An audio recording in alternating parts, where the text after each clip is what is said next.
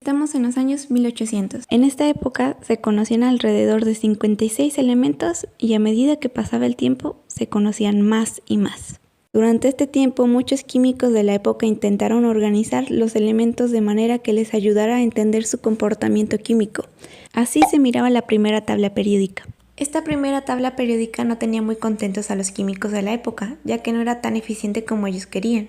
Hubo varios intentos hasta que llegó este señor, Dmitri Mendeleev, que en 1869 publicaría la tabla periódica que conocemos en la actualidad, aunque se han hecho algunas cuantas modificaciones. Hoy en la ciencia de los números te enseñamos la tabla periódica. Actualmente la tabla periódica se organiza de manera creciente dependiendo del número de protones que tenga cada elemento. Por ejemplo, el primer elemento de la tabla periódica, que es el hidrógeno, tiene solamente un protón en su núcleo. El segundo elemento de la tabla periódica, que es el helio, va a tener 2 protones en su núcleo. El litio, que se posiciona en el tercer puesto de la tabla periódica, va a tener 3 protones en su núcleo. Y así sucesivamente. Grupos y periodos. Los grupos son las columnas verticales de la tabla. Es decir, este sería el grupo 1, este sería el grupo 2, este sería el grupo 3, y así sucesivamente hasta llegar al grupo 18. Es importante mencionar que todos los elementos de cada grupo poseen características químicas similares. Pasemos a los periodos.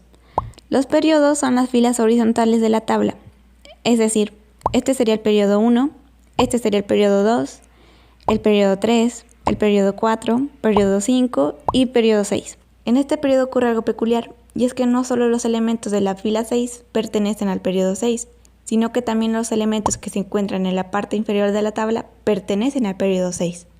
Y lo mismo pasa con el periodo 7. Todos estos elementos pertenecen al periodo 7. Ahora podemos seguir con las clasificaciones. Metales alcalinos. Estos se encuentran en el grupo 1, a excepción del hidrógeno. Estos son metales brillantes, blandos y muy reactivos a temperatura y presión estándar. Entre ellos podemos destacar al litio y al sodio. El litio, que lo podemos encontrar en las baterías de los móviles, y el sodio, que lo podemos encontrar junto a otro elemento para formar la sal de mesa. Metales alcalinotérreos. Estos son todos los elementos del grupo 2. Son metales de baja densidad, tienen brillo, son blandos, aunque más duros que los metales alcalinos, y son buenos conductores de la electricidad.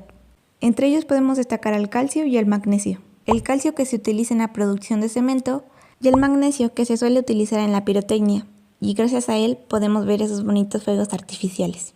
Metales de transición. Estos son todos los elementos que se encuentran del grupo 3 al grupo 12 y se encuentran en la parte central de la tabla. En estos metales se encuentra el tan bonito y apreciado oro, aunque también podemos destacar al bromo, hierro y cobre. Estos tienen una gran dureza, sus puntos de ebullición y fusión son muy altos y también son muy buenos conductores de la electricidad y el calor. Y sus usos son muchos, como el cobre, que es utilizado para la fabricación de campanas. Y hablando de campanas, puedes aprovechar para suscribirte y activar la campanita. Suscríbete. Ahora sí, podemos pasar a los otros metales, que así se llaman, otros metales. Son todos estos elementos. Estos son metales muy blandos y tienen bajos puntos de fusión. Entre ellos destacan el aluminio, el estaño y el plomo. Por ejemplo, en el caso del aluminio, que se utiliza en el famoso papel aluminio. Metaloides. Son todos estos elementos. Se conocen también como semimetales, ya que tienen propiedades de los metales como de los no metales. Estos son muy útiles para la fabricación de aparatos electrónicos. Pasemos a los no metales. Son todos estos elementos. Estos son los elementos más comunes en toda la Tierra. No son buenos conductores de corriente eléctrica ni de calor, pero sí son de suma importancia para la vida. Los halógenos. Estos son todos los elementos que se encuentran en el grupo 17. Estos se caracterizan por no tener un aspecto metálico, su escasa dureza y la solubilidad en el agua de muchos de ellos. Estos se pueden encontrar en detergentes y también intervienen en la fabricación de lámparas. Pasemos a los gases nobles. Estos se encuentran en todo el grupo 18. Estos elementos son súper estables ya que tienen 8 electrones en su última órbita.